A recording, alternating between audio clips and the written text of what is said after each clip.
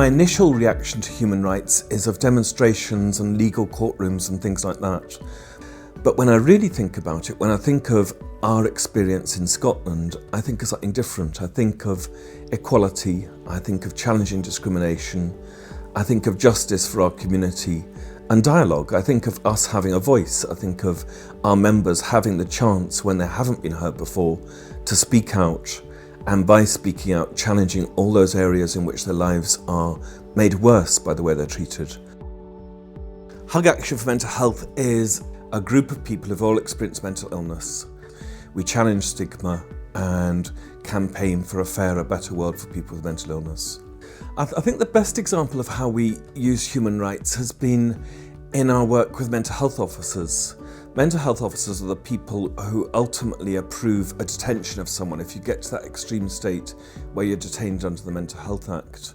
And we get people who have been detained, such as myself, to speak with those people who will ultimately be the people who detain us. We start talking to each other, we start learning from each other, we tell our stories and they tell their thoughts too. And by speaking together and learning our different perspectives, they can do their job better. We can feel some sense of liberation at having helped them understand us and told our story. And through that, people value us, I suppose. They value us and they see us as people rather than people who they are doing a job with. I am meant to have a diagnosis of schizophrenia.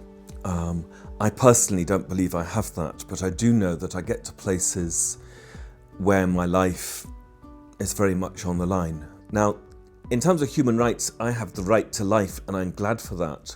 But when you're sectioned, when you have someone following you 24 hours a day, when you have to go to the toilet in front of them, when your light in your room is not turned off for 7 weeks in a row, then you can feel imprisoned and oppressed. It's a horrible feeling sometimes, even though later on you know that those actions which feel like imprisonment are aimed for your best interests, aimed for keeping you alive.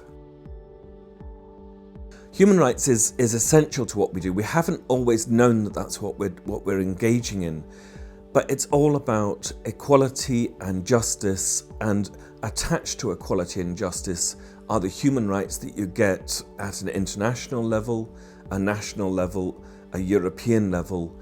There is so much there which is meant to safeguard us from, I don't know what you would call it, oppression, from marginalisation. Using that, we can argue our case for a better way of being treated. By keeping an eye on what we know we're entitled to, by knowing what we go through, by speaking out about it, we have a bedrock in which to argue our case, and it allows us to have a voice, it allows us to construct our voice. We make people understand what it's like to lose hope, to feel just lost in a world where people just do not understand us. And that makes all the difference.